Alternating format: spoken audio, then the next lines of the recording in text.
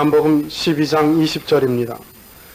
명절에 예배하러 올라온 사람 중에 헬라인 몇이 있는데 저희가 갈릴리 벳세다 사람 빌립에게 가서 청하여 가로되 선생이여 우리가 예수를 배웁고자 하나이다 하니 빌립이 안드레에게 가서 말하고 안드레와 빌립이 예수께 가서 여짜온데 예수께서 대답하여 가라사대 인자의 영광을 얻을 때가 왔도다. 내가 진실로 진실로 너희에게 이르노니 한 알의 밀이 땅에 떨어져 죽지 아니하면 한 알 그대로 있고 죽으면 많은 열매를 맺느니라.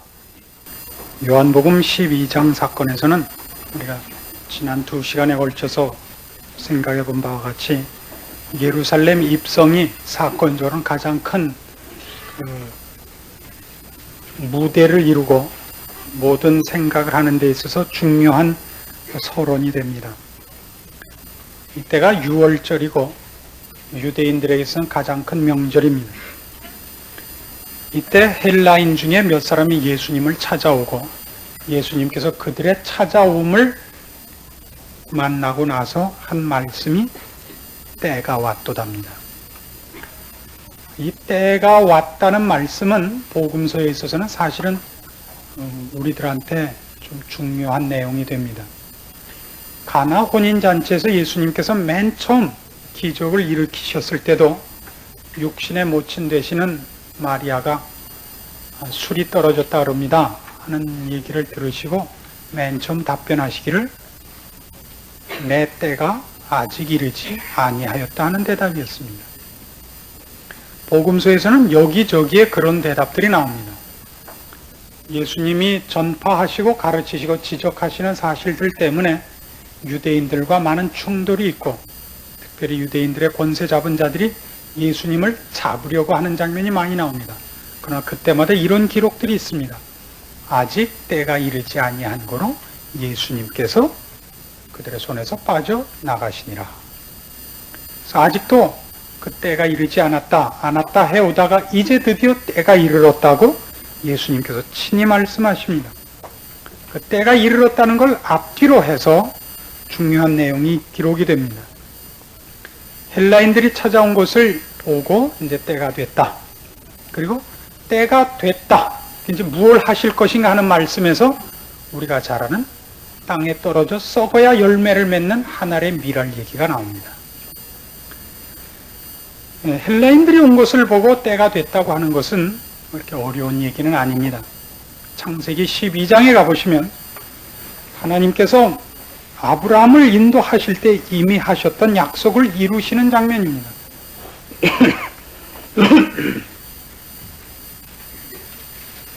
12장 1절 말씀부터 봅니다. 여호와께서 아브라함에게 이르시되 너는 너의 본토 친척 아비 집을 떠나 내가 네게 지시할 땅으로 가라. 내가 너로 큰 민족을 이루고 네게 복을 주어 네 이름을 창대케 하리니 너는 복의 근원이 될지라. 너를 축복하는 자에게는 내가 복을 내리고 너를 저주하는 자에게는 내가 저주하리니 땅의 모든 족속이 너를 인하여 복을 얻을 것이니라. 예수님은 바로 이 약속을 이루러 오신 분입니다. 땅의 모든 족속을 이제 아브라함이 얻은 바 구원, 그것으로 얻게 하려는 것입니다. 이스라엘 민족에게 먼저 오시고 유대인으로 이 민족 앞에 제한돼서 오신 것 같은 것은 상징이 그런 것입니다. 하나님께서 인간이 무엇이며 인간이 어떻게 하나님의 말씀과 진리와 생명의 외인이 되었고 장님이 되었고 죽은 자가 되었는가를 가장 잘 설명하기 위하여 민족 중에 한 민족을 특별히 선택합니다. 더 이뻐하거나 더 사랑하거나 다른 민족과 구별한다는 뜻이 아닙니다. 다른 민족과 다른 무슨 이익과 권리를 준다는 뜻이 아니라 바로 주께서 이제 하시려는 이 일을 우리에게 더 잘 증명케 하기 위하여 샘플로 채취했다고 생각하시면 옳습니다. 저들에게는 하나님께서 더 기적적으로 간섭하시며 역사에, 사건에, 그리고 국가의 통치에 모든 면에 하나님께서 간섭하십니다. 기적이 있고 역사 속에 일어나는 그 민족의 역사 자체 하나님의 간섭하는 손길이 있으나 그들이 하나님을 알지 못합니다. 하나님을 제대로 섬기지를 못합니다. 예수님께서 오셔서 이제 저들을 구원하실 겁니다. 그것은 저들만이 아니요 이제 하나님께서 계획하시고 처음부터 택하시고 예정하셨던 그의 자녀들을 그의 계획대로 이끄시는 일일 것입니다. 그것을 어떻게 하실 것이냐 하는 장면이 이제 12장 24절에서 드디어 제대로 그 모습을 드러냅니다. 우리는 이 모습들을 여러 군데서 사실은 한 단편들을 보아왔습니다. 특별히 요한복음은 그 기록에 있어서 예수님의 일대기를 사건과 연대기적으로 기록한 것이 아니라 의미와 뜻을 가능한 한 재정비해서 사도 요한이 우리에게 이익을 남기기 위한 그 배열을 남긴 책입니다. 우리가 잘 아는 대로 요한복음 3장과 4장만 해도 그랬었습니다. 니고데모와 예수님의 대화, 그 다음에 4장에 가면 수가 동네에서의 사마리아인 여인과의 대화를 통해서 구원이라는 것이 도대체 어떤 것인가를 여기저기서 모습을 드러내놓는 비교를, 또 우리에게 분명한 이해를 위한 대조를 여기저기 해놓곤 했습니다. 요한복음 10장을 찾으시면 10장에서부터 우리가 12장에 이르는 세 단계의 구원에 대한 이런 여러 측면의 모습을 보게 됩니다. 요한복음 10장은 우리 오래전에 해온 것 같이 양의 우리의 문으로 들어가지 않고 담으로 넘어 들어가서 그들을 해치는 자들에 대한 경고였습니다. 강도와 절도들이 문으로 들어가지 않고 담으로 넘어 들어가서 양들을 해롭게 하며 죽인다고 했습니다. 그것은 다른 것이 아니라 영원한 진리와 생명을 알려주지 못하고 죽은 자들로 화장이나 하고 치장이나 하는 것에 불과한 세상의 종교와 세상의 철학과 세상의 사상들을 의미합니다. 자신들의 윤리적 도덕적인 치장은 할 수 있으나 생명을 돌이키거나 하나님과 화목해 하는 일에는 도무지 도움이 되지 않는 세상의 일반 종교들을 여기서 비유하고 있었습니다. 예수님께서 바로 그런 자리, 하나님을 알아보지 못하고 하나님의 진리와 생명에 접할 수 없는 자들을 이제 끌어내시기 위하여 그의 목숨을 버릴 것을 여기에서 이미 먼저 시사하고 있습니다. 14절입니다. 나는 선한 목자라. 내가 내 양을 알고 양도 나를 아는 것이 아버지께서 나를 아시고 내가 아버지를 아는 것 같으니 나는 양을 위하여 목숨을 버리노라. 선한 목자 되시며 선한 목자가 그의 양떼를 위하여 그의 목숨을 버려서 저들을 진리와 생명의 자리로 인도할 것을 여기 선언하고 있습니다. 11장 가면 25절에 우리 예전에 11장 하면서 해온 것 같이 나는 부활이요 생명이라는 말씀이 나오고 그가 자신을 부활이요 생명이라고 말씀하신 것을 사건으로는 나사로를 죽은 지 나흘 만에 죽음 가운데서 불러내시는 것으로 보이십니다.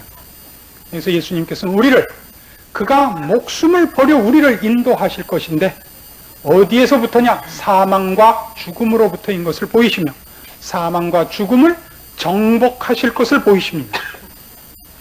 이런 것들은 다 어떤 의미에서 한 단편들입니다. 12장에 이르면 드디어 오늘 우리 읽은 것 같이 하늘의 미랄로 나타나십니다. 예수님은 앞에서 선한 목자라고도 설명하시고 부활이고 생명이라고도 설명하시는데 여기서는 하늘의 미랄이 되십니다. 거기 23절에 보시면 예수께서 대답하여 가라사대 인자의 영광을 얻을 때가 왔도다. 그래 놓고 24절이 연결되는 겁니다. 진실로 진실로 너희에게 이르노니 하늘의 밀이 땅에 떨어져 죽지 아니하면 하늘 그대로 있고 죽으면 많은 열매를 맺느니라.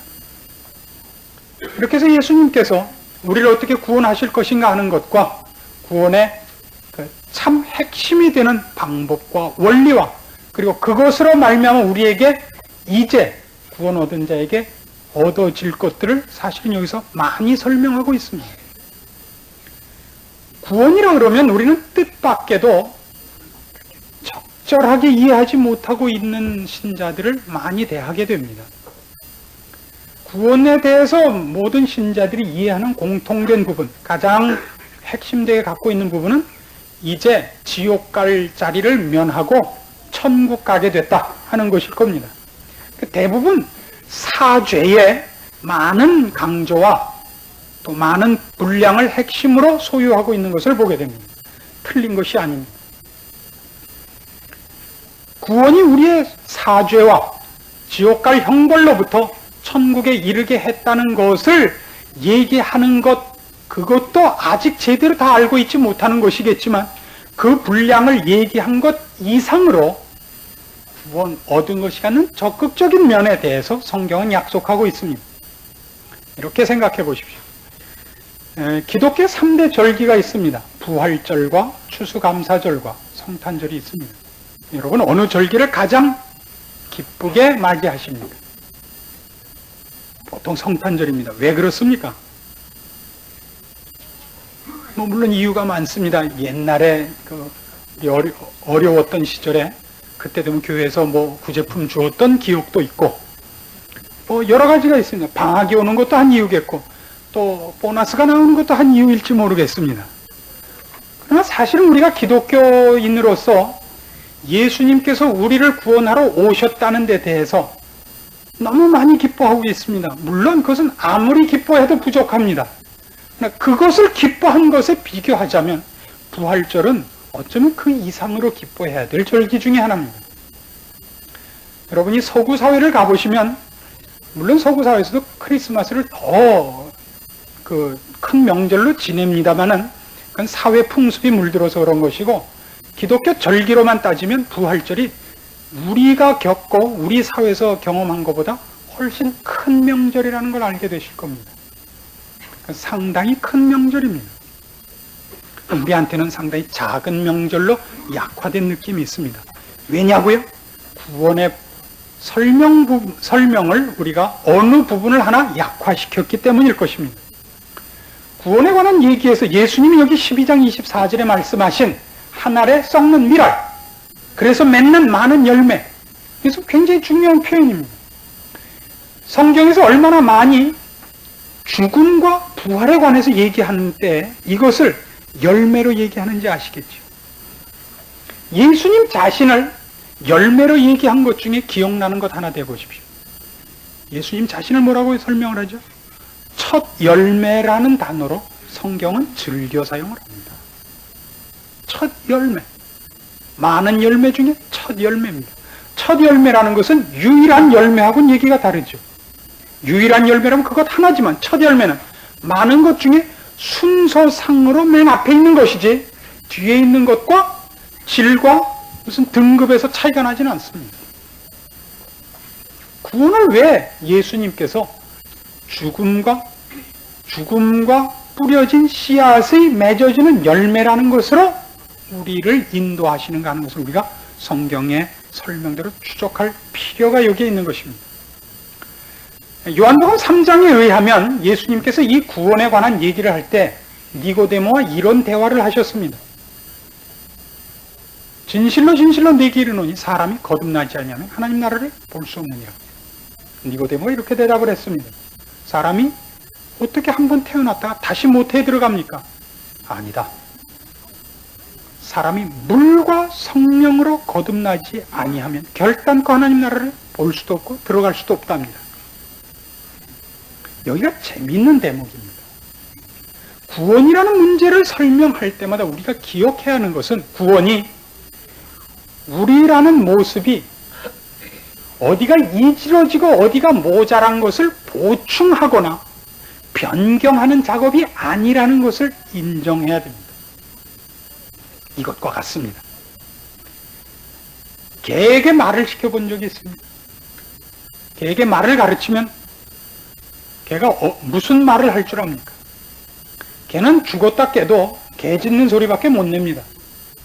그가 아무리 쉬운 말이라도 배우질 못합니다. 그럼 말이나 낙이나 돼지한테 가르치면 어떻습니까? 물론 못합니다. 성경이 얘기하는 우리가 죄인이라는 뜻은 그렇습니다. 영적인 면에서 따질 때 인간은 말하자면 우리식으로 얘기할 때 개나 돼지나 낙이나 지렁이나 그런 겁니다. 이쪽이 불쾌하면 제가 조금 다른 데로 끌고 가볼게요. 여러분 좀 난가 보십시오. 여러분 대추나 바나나나 밤입니다. 혹은 사과나. 그럼 좀 낫습니까? 돼지보단 사과가 낫습니까? 식물과 동물은 어느 쪽이 그나마 좀 나은 겁니까? 동물이 낫습니다. 우리가 하나님으로부터 타락해서 분리되자 우리는 전혀 인간이 아닌 존재가 되었다고 얘기를 하는 셈입니다. 우리 돼지나 개에게 사람이 가서 아무리 가르쳐도 가르칠 수 없는 것들입니다. 물론 서커스는 할 수 있습니다. 링에다 불을 붙여놓고 뛰어 그러면 뛰고 이걸 합니다. 이걸 우리는 세상에서 재주 있는 사람이라 박사라 석사라 그렇게 얘기를 합니다. 개들끼리 개가 할 수 있는 것 중에 가장 괜찮은 걸 하는 거. 그가 아무리 괜찮은 거라도 그가 사람은 아닌 것입니다. 물론 개가 사람을 물면 사람이 더 다치죠. 개보다 사람이 더 잘 싸운다는 얘기는 아닙니다. 사람이 싸우는 것이 자랑인 사람은 괴력은 빼놓고 없는 겁니다. 이 우리가 가장 이해할 줄 모르는 겁니다. 그럼 이렇게 생각해 보십시오. 개를 어떻게 사람을 만듭니까? 이식을 합니까? 뇌를 이식하고 장기도 이식하고 그렇게 해요? 아니요. 이 부분만 이해하기 위해서 제가 잠깐 동양의 윤회설을 도입하려고 합니다. 죽어서 사람으로 태어나는 수밖에 없습니다. 거기서 바뀌는 게 아니라 죽어서 그 종자의 그 영역을 넘어서야 되는 겁니다. 종의 변화는 말이죠. 한 종에서 다른 종으로는 진화가 되지 않습니다. 다윈의 진화로는 우습게 돼서 무생물에서 생물이 진화의 사슬이 연결되는 걸로 연속성이 있는 걸로 얘기를 해서 우리를 놀라게 하는 것입니다. 그건 안 됩니다. 짐승에서 사람으로는 안 옵니다. 그래서 윤회설도 어떻게 되어 있냐면 자기가 만일 전생에 잘못해서 무슨 소가 돼요. 그럼 소의 생애를 끝내야 다음 생에서 서로 착하게 지내요. 주인을 호랑이한테서 구원하고 이래갖고 너는 금생에 착한 소가 되었으니 내세에는 이제 산적쯤으로 태어나라.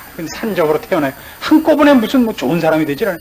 산적인데 잡혀온 동국마마를 탈출을 시켜서 그 다음 생에는 이제 평민 중에 좀 괜찮은 사람 무슨 이제 그런 사람으로 나와요. 이렇게 가지 한꺼번에 그 생애에서 뭐가 이렇게 바뀌질 않는다고요. 이건 기독교 사상이 아니고 이제 윤회설을 빌어서 제가 이 부분만 설명을 드린 겁니다. 하나님께서 우리를 처음에 어떻게 만드셨냐면 하나님의 형상을 따라 그의 모습대로 우리를 만드셨습니다.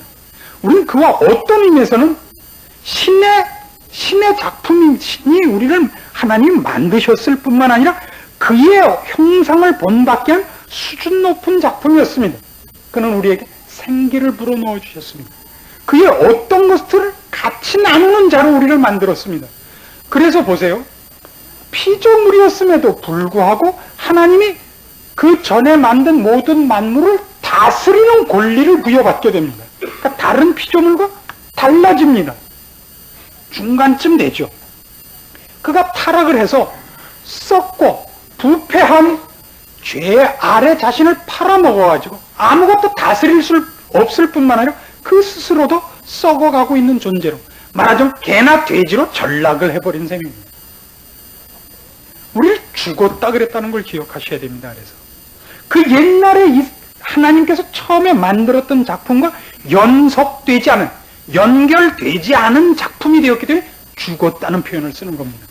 이런 상태에서 눈을 감은 정도가 아니라 죽었어요. 딴 게 됐단 말이죠. 예수님께서 이제 우리를 구원하러 오십니다. 딴 걸 만드셔야 되는데 어떻게 하냐? 두들겨서 이렇게 피고 붙이고가 아니라 이 종자를 끝내고 새로 종자를 만드시는 겁니다. 개와 돼지를 다 모아서 한꺼번에 구덩이 파고 같이 죽는 겁니다. 십자가로 개 패도 패서 다 죽였다고 생각을 하십시오. 여러분. 아주 그냥 이해가 쏙 되죠. 넓적한 대로 맞은 사람도 있고 모서리로 맞은 사람도 있겠죠. 모서리로 맞은 사람이 모서리로 맞은 개도 있겠죠. 우린 다 거기에 죽었다 이겁니다. 그래서 인간이 뭐냐를 기독교적 차원에서 볼 땐 인간이라고 단어는 쓰지만 우리의 이해를 돕기 위해서 세상 단어를 쓰자면 개나 돼지였는데 이제 다 개패든 맞아 죽고 예수 그리스도가 옛날에 가졌던 그 하나님이 계획하셨던 인류를 이제 다시 출생시키는 겁니다. 그가 씨가 되어가지고 그게 하늘에 썩는 미랄입니다. 우리는 그런 의미에서 옛날의 나가 아닙니다. 옛날의 나와는 딴 나입니다. 이제는. 근데 무엇 때문에 이것이 혼동이 되느냐면 옛날에 그 모습대로고, 그쵸? 안경 꼈으면 안경 낀 대로고, 예수 믿으면 뭐 안경을 벗는다든가, 뭐 여기 눈이 하나 생기는 동네도 있죠. 저 뭐 이상한 동네 가면. 뭐가 바뀌어야 될 텐데 아무것도 안 바뀝니다. 외적으로는. 물질계에서 바뀌는 게 없고, 물질계에서 어떤 정신력이나 이것도 바뀌는 것이 없기 때문에 우리는 거기서부터 연속되어 있다는 생각을 자꾸 버리지를 못합니다. 아닙니다. 바뀌었습니다. 뭐가 바뀌었냐면 우리는 이제 드디어 하나님의 음성을 들으며 하나님의 말씀을 하나님의 말씀인 줄 알며 하나님이 싫어하는 일을 하면 뒤에서 뭐가 땡기는 자가 된 겁니다. 그렇죠? 그래서 예수 잘 믿는 사람들을 보면 대부분 여기에 머리털이 없습니다. 다 가발 쓰고 오셨죠? 달라진 겁니다. 아주 딴 사람이 된 거예요. 근데 자꾸 이 우리의 오감을 자극하는 이 물질계가 연속되고 있기 때문에 그 변경에 대해서, 그 비약, 그 단절된 이쪽 넘어와서의 이 비교가 그렇게 우리한테 크게 나타나질 않습니다. 크다는 것을 어떻게 증명할 수 있냐면, 여러분 벌써 집사 됐죠? 가만 생각해 보면, 그랬는데 그냥 집사 아니에요. 하나도 안 바뀌었는데, 밖으로 생각하는 자기 자신의 모습에 변화가 없는데, 어느 날 보니까 집사가 됐을 뿐만 아니라 벌써 오래됐죠? 집사 된 지도. 아무것도 한 것도 없는데. 게다가, 밤낮 예수 믿는다고 이러던 사람, 지금 여기 앉아있죠. 그것도 벌써 또 오래됐죠. 우리는 자기 자신의 변화를 모릅니다. 외려 옆에서 합니다. 저건 주일날 뭐 하자고 얘기할 필요 없어, 이제. 야, 빼버려. 동창명부에서 빼! 술 먹자 그러면 뭐 기도하자고 저기 웃기는 애. 옛날엔 같이 딴따라였는데, 딴 동네가 있어요. 근데 본인은 몰라요. 본인은 모르고, 옆에서 더 많이 느낀다고. 본인이 어디가 변해 있는지 몰라요. 속 사람이 살아났고, 생명의 안에서 싹을 내고 있으며, 꽃을 피우고 있는 줄 본인이 더 몰라요. 이것이 바로 예수 그리스도께서 우리를 구원하신 구원의 가장 좋은 설명거리들입니다. 우리가 이 문제를 성경에서 어떻게 많이 이것을 전제로 사용하며 이 표현을 그대로 쓰고 있는가를 추적해 볼 필요가 있습니다. 로마서 6장을 찾읍시다. 신약성경 247페이지 로마서 6장 23절입니다. 죄의 싹은 사망이요 하나님의 은사는 그리스도 예수 우리 주 안에 있는 영생이니라. 구원이라는 건 말이죠. 죄의 싹은 사망인데 그리스도 예수 안에 있는 영생을 우리가 어떻게 받았냐면 하나님의 은사로 받았죠. 은사라는 건 은혜롭게 베풀어 준 거죠. 받을 값어치가 우리가 없는데 주신 건데 어디에 있는 거냐면 예수 그리스도 안에 있는 거랍니다. 예수 그리스도 안에 있는 것을 어떻게 우리가 받았느냐? 바로 씨와 열매입니다. 그 씨가 사과 씨면 뭘 열매를 맺죠? 사과입니다. 물어보나만 하면. 배면 배죠. 밤을 심으면 밤나고 뭐든지 심는 대로 거두는 겁니다. 예수 그리스도 안에 영생이 있으므로 우리도 영생을 얻는 겁니다. 그의 열매니까 말하자면 그와 같은 종자입니다. 이제 우리는 옛날에 우리는 하나님으로부터 단절된 죄의 종자가 되어서 우리는 심으면 나오는 것이 죄밖에 없으나 이제 우리는 예수 그리스도의 그를 씨로 삼아서 우리를 그의 열매로 삼은 겁니다. 우리는 예수 그리스도께서 가지셨던 건 전부 내 것이 된 자들입니다. 물론 이건 아닙니다. 예수 그리스도께서 하나님이신 것 같이 우리가 하나님이 될 수는 없습니다. 그건 불가능합니다. 그러나 하여튼 성경은 우리를 그런 차원으로까지 설명하고 있습니다. 로마서 8장으로 넘어가 보십시다. 29절 보시면 하나님이 미리 아신 자들로 또한 그 아들의 형상을 본받게 하기 위하여 미리 정하셨으니 이는 그로 많은 형제 중에서 맏아들이 되게 하려 하심이니라. 하나님께서 그의 자녀들을 계획하고 계셨습니다. 내가 이러이러 사람을 만들리라. 근데 누구를 모델로 삼으셨다고요? 그 아들. 누구예요? 그 아들이. 예수 그리스도란 말이에요. 예수 그리스도를 모델로 삼아서 우리를 만드는데 이 아들이 뭐가 됐다고요? 나중에? 맏아들이 됐답니다. 맏아들은 독자하고는 다르지 않습니까? 그렇죠. 성경은 예수 그리스도를 두 가지 단어를 써요. 그를 독생자라 그럴 때가 있어요. 독자라 그럴 때가 있다고요. 또 그건 맏아들이라 그럴 때가 있어요. 장남이라 그럴 때가. 성부 하나님, 성자 하나님, 성령 하나님의 제2위로서의 성자는 유일한 한 분으로서 얘기할 때는 독자예요. 한 분밖에 없는 아들이라고요. 그게 외아들이라고요. 이건 신적인 세 분의 관계에서의 서로의 관계입니다.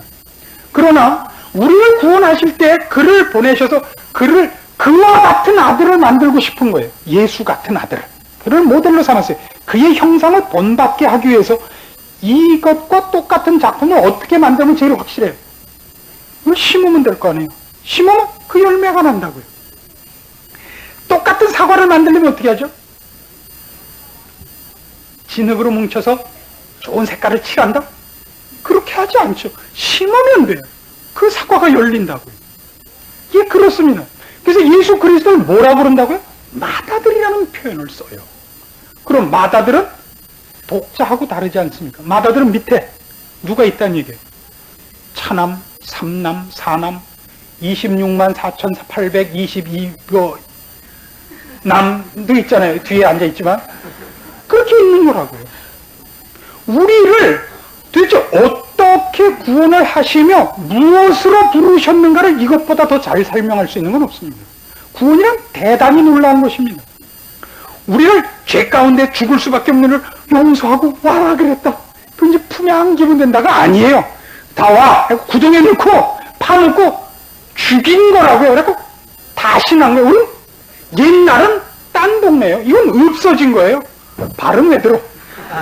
이건 없어진 거라고요. 아시겠어요? 꿈에 본 듯 이 집이에요. 동이서에서 먼 것 같이에요. 내가 늘 죄악을 기억도 아니하리라. 없어진 딴 게 된 거라고요. 딴 사람이에요, 우리는. 고린도 후서 5장으로 가보십시오. 고린도 후서 5장 14절입니다. 291페이지입니다. 그리스도의 사랑이 우리를 강권하시는도다. 우리가 생각건대 한 사람이 모든 사람을 대신하여 죽었은즉 모든 사람이 죽은 것이라. 알겠죠? 죽었다. 개나 돼지나 다 종자가 없어져 버렸다고요. 저가 모든 사람을 대신하여 죽으시면 산자들로 하여금 다시는 저희 자신을 위하여 살지 않고 오직 저희를 대신하여 죽었다가 다시 사신 자를 위하여 살게 하려 하심이니라. 그러니까 딴 종자로 이제 살았다고요. 그 종자의 모델이 누구라고요? 예수 그리스도라고요. 우리는 그렇게 산 거예요. 그러므로 우리가 이제부터는 아무 사람도 육체대로 알지 아니하노라. 비록 우리가 그리스도도 육체대로 알았으나 이제부터는 이같이 알지 아니하노라. 그런즉 누구든지 그리스도 안에 있으면 새로운 피조물이라. 이전 것은 지나갔으니 보라 새 것이 되었도다. 딴 종자가 되었다고요. 육체대로 보지 말라고요. 육체는 아직도 연속성이 있다고요. 예수 믿기 전과 믿은 후에 육체의 변화는 없지만 우린 영으로는 딴 사람이 된 겁니다. 육체대로 보지 말라고요. 딴 사람이다. 이게 성경이 우리에게 알게 하고 싶은 겁니다. 우린 딴 나라 사람이요. 그러니까 시민권이 딴 나라에 있고 소속이 다르다는 정도가 아니라 우리가 정말 딴 사람이 된 겁니다. 우린 옛날엔 정말 죄악으로 성경적으로 설명을 하자면 죄를 짓는 자들이요, 죄밖에 질 줄 모르는 자들이요, 죄의 권세 아래에 있던 자들이요, 쉽게 해서 개나 돼지요. 그래서 지금은 정말 사람이 된 겁니다. 하나님의 자녀가 된 겁니다. 이 부분을 베드로 후서 1장으로 가서 보시면 조금 더 잘 설명하고 있는 것을 만나게 됩니다. 성경엔 이 표현이 어디에나 깔려 있습니다. 베드로 후서 1장 2절 말씀부터 봅니다. 384페이지입니다. 베드로 후서라는 거 생전 처음 펴보는 분도 있나 봐요. 2절입니다. 하나님과 우리 주 예수를 알므로 은혜와 평강이 너에게 더욱 많을지어다. 그의 신기한 능력으로 생명과 경건에 속한 모든 것을 우리에게 주셨으니 이는 자기의 영광과 덕으로서 우리를 부르신 자를 알므로 말미암음이라. 어떻게 됐다고요? 신기한 능력으로 생명과 경건에 속한 모든 것을 우리에게 줍니다. 잘 보세요. 우리는 우리에게 없던 거예요. 어떻게 받아요? 그냥 받을 수가 없어요. 이 말씀을 기억하셔야 돼요. 새 포도주는 어디에 담아야 된다? 새 부대예요. 헌 포도주에 헌 부대에 새 포도주를 담으면 어떻게 된다 그랬어요? 쏟아진다. 우리는 하나님께서 우리에게 허락하려고 하는 신의 성품과 신적인 모든 것을 받을 만한 존재가 아니었다고요. 그동안은 헌 부대요, 개나 돼지였다고요. 돼지에게 진주를 주면 어떻게 하죠? 목에 걸고 다녀요? 아니란 말이에요. 걸어도 우습지만 걸 줄도 모르고 다 씹어먹어서 결국 맹장염 걸려 죽을 거 아니에요. 우리는 도대체 그걸 할 수 없는 자들이었다고요. 사람을 바꿔놓고 그 다음에 시켜야 된다고요. 그렇지 않습니까? 그 얘기예요. 생명과 경건에 속한 모든 것을 우리에게 줄 수 있었던 것은 우리는 이제 존재가 다른 자이기 때문입니다. 4절 보세요. 이로써 그 보배롭고 지극히 큰 약속을 우리에게 주사 이 약속으로 말미암아 너희로 정력을 인하여 세상에서 썩어질 것을 피하여 신의 성품에 참여하는 자가 되게 하려 하셨다 이겁니다. 우리 딴 종족입니다. 이제 신의 성품에 참여한 종족입니다. 여러분 이런 의아심이 일어날지도 모릅니다. 한국 교계는 박씨성 가진 사람 때문에 한동안 혼란했었습니다. 야 이거 우리 교회 목사도 박씨인데 이게 또 이상한 소리 하는 게 아니냐. 예수님의 격과 우리가 동등하다. 이거 뭐 고맙지만 좀 겁나지 않아요? 제가 아까도 분명히 단서를 붙였습니다.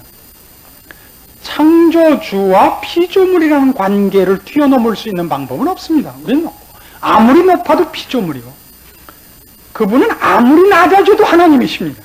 그 관계가 뒤집힐 수는 없습니다. 그러나 하여튼 성경이 하는 얘기는 우리를 도대체 무엇으로 불렀으며 어디로 부르고 있느냐 하는 데 대해서는 우리가 상상하는 것보다 더 놀라운 표현을 쓰고 있다는 것만은 사실입니다. 요한복음 10장에 가시면 이 부분에 대한 하나의 설명이 나옵니다. 예수님께서 하나님의 아들이시라 하나님을 아버지라 자꾸 그러니까 유대인들이 그걸 죄목을 걸어서 신성모독죄로 이제 처형을 하려고 합니다. 34절에 이렇게 대답하십니다. 10장 34절입니다. 예수께서 가라사대 너희 율법에 기록한 바 내가 너희를 신이라 하였노라 하지 아니하였느냐. 성경은 패하지 못하나니 하나님의 말씀을 받은 사람들을 신이라 하셨거든. 하물며 아버지께서 거룩하게 하사 세상에 보내신 자가 나는 하나님 아들이라 하는 것으로 너희가 어찌 참남하다 하느냐. 뭐가 나오죠? 하나님을 믿는 자들을 뭐라 그런다고요? 하나님이 신이라 그런대요. 나이키나 프로스펙스 같은 거 말고요. 그 신 말고. 그렇죠? 우리를 도대체 하나님이 어떻게 대접하고 있느냐? 신의 성품에 참여한 자로 불렀다는 것은 놀라운 겁니다. 여기가 신자들이 구원 문제에 대해서 제대로 다 소유하지 못하고 이해하지 못했기 때문에 스스로의 신앙생활을 손해보는 자리라고 생각하는 겁니다. 우리가 누구냐를 제대로 아는 것 같이 우리에게 필요한 것은 없습니다. 내가 누구냐를 알면 마치 이것과 같습니다. 남자들은 군복만 입혀놓으면 다 똑같아져요. 그죠? 갑자기 멀쩡하다가도 예비군 훈련 받으러 가면 다 똑같아져갖고 괜히 그 추럭 뒤에 타고 고래고래 고함 지르고 저 우리 김 과장 아니야? 근데 그냥 그 멀쩡하던 사람이 군복만 입으면 속으로 숨어들어요. 그러나 같은 군인도 장교면 얘기가 또 다릅니다. 장교를 가르쳐 국제신사라 합니다. 여기다가 뭡니까? 밥풀떼기 하나만 붙여줘도 사람을 이렇게 다를 수가 없어요. 전혀 달라지고 멀쩡하던 사람도 여기다 송충이 하나만 붙여주면 또 전혀 딴 사람이 돼요. 신앙생활에 있어서 우리를 추스르는 좋은 지식 중에 하나가 우리가 무엇으로 부름받았느냐를 제대로 아는 것일 겁니다. 요한일서 3장으로 가보십시다. 신약성경 390페이지입니다. 요한일서 3장 1절입니다. 보라, 아버지께서 어떠한 사랑을 우리에게 주사 하나님의 자녀라 일컬음을 얻게 하셨는가. 이 말이 갖는 그 뉘앙스를 이제 아시겠습니까? 하나님이 어떠한 사랑을 우리에게 주셨는지 아시겠습니까? 어떤 의미에서 예수 그리스도와 우리가 같은 학렬에 있는 거예요. 어떤 의미에서는 그는 맏아들이시고 우리는 그 형제라고요. 어떤 의미에서 예수님께서 우리에 대해서 이런 표현을 쓴 적이 있다는 걸 아십니까? 너희는 내 친구다. 주인과 종의 관계가 아니라 친구다. 그래서 예전에 김대중 씨가 한번 그러셨다고요. 예수님은 자기 형님이라고. 말은 맞는 말입니다. 말은 되는 거예요.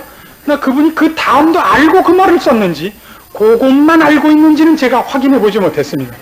그러나 우린 예수님을 형님이라고 부르지는 않습니다. 주님이라고 부르지. 이게 이제 정치가와 이 목사와의 이제 수준 차이죠. 세상 정치는 그 정도 갖고도 하지만 하나님 말씀을 증거하는데 그걸로 부족한지 한 겁니다. 예수님을 그러나 어쨌든 형님이라는 개념으로서 가까운 관계에서 형님이라는 개념으로서가 아니라 도대체 하나님이 우리를 구원하신다는 것이 어느 수준으로 초대며 있게 한 것이냐를 이해하는 데 있어서는 꼭 기억할 단어인 것은 사실입니다. 우리는 그런 수준에 와 있습니다. 물론 우리가 그렇지 않습니까? 개도 사람보다 난 게 있고 사람도 개만 못한 게 있듯이 우리가 오늘 개만 못할 수 있습니다. 근데 하여튼 그래도 사람입니다. 개는 아닙니다. 그러니까 우리가 욕에도 그게 있잖아요. 강아지. 그렇게 얘기하는 욕이 있습니다.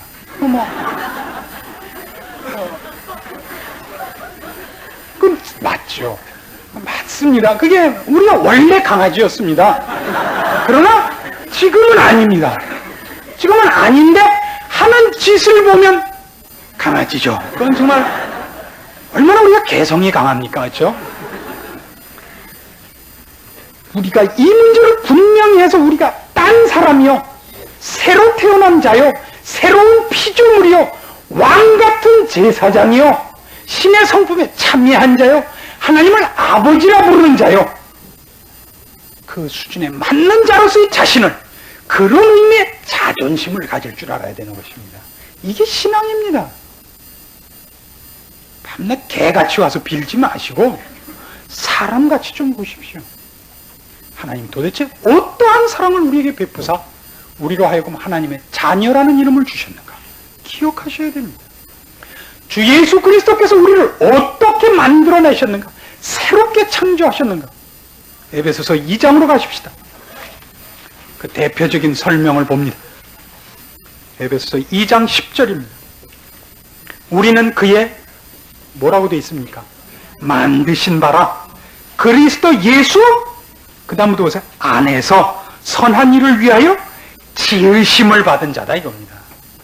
우리는 그가 씨가 되어 만들어진 열매. 아시겠죠? 보라, 새 것이 되었도다. 이전 것은 지나갔다. 우리는 이젠 더 이상 강아지가 아니다. 우리는 사람이다. 달라진 겁니다. 그래서 예수 그리스도께서 이제 하나님께서 아브라함에게 약속하셨듯이 본토 친척 아비 집을 떠나라. 그 아비의 자식이 아니다예요. 너는 더 이상 그 개와 돼지의 연결이 아닌 새로운 종족을 만드는 그 머리로서 아브라함을 불러내시고 모든 족속이 너로 인하여 복을 얻게 하듯이 그 약속대로 이제 얼마든지 부르시는 그의 자녀들을 모아 새로운 종족을 만드시는 겁니다. 때가 됐다 이겁니다. 여러분 중에 혹시 이 문제에 대하여 나는 아니라 생각하는 분이 있습니까? 여러분 그 헬라인이라고 생각하십시오. 난 이스라엘 백성도 아니다. 나는 12 제자도 아니다. 아니요. 헬라인이 오기까지는 이 때는 차지 않습니다.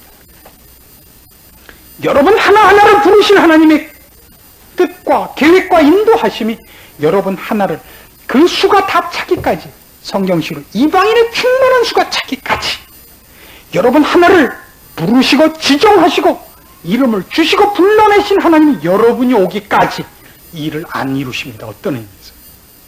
말하자면 각자 모든 사람, 주께서 계획하시고 부르시고 인도하신 각 심령을 그가 이쪽 땅에서 세파티였던 변견이었던 상관없이 새로운 종족으로 만들어내시는데 그들을 다 초대하사 우리 새로운 종족 속에서는 차이가 없으며 위아래가 없으며 동일한 권능과 사랑과 영광과 고귀한 성품으로 우리를 재창조해내신 겁니다. 예전 것으로 비교하지 마십시오. 나는 같은 예수를 믿지만 난 전생에 세파티였다. 난 도베르망이다. 웃기지 마시고 그거는 창피한 얘기입니다. 새로운 종족 속에서 여러분에게 허락된 구원의 이 놀라운 축복들을 여러분이 이제 발휘하시며 쓰시며 성장시키시며 충만케 하는 일만 여러분 앞에 있는 것입니다. 감사가 있어야 되고 마땅히 여러분의 축복과 기쁨으로 주어진 생애를 걸어야 할 것입니다. 옛 생애를 돌아보지 마십시오.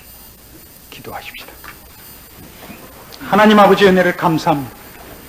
우리를 하나님의 자녀로 일컫게 하시며 예수 그리스도로 말미암아 새 사람으로 만드신 것을 감사드립니다. 우리가 신의 성품에 참여한 자여 하나님의 기가 막힐 권능과 기이한 능력 속에서 엄청난 사랑을 입은 자인 것을 확인했습니다. 이제 우리가 걷는 길은 주 안에서의 길이요 나의 하나님의 사랑의 눈길 속에서임을 기억하고 이제 우리의 생애를 주 앞에서 걷기로 새삼스럽게 결심합니다.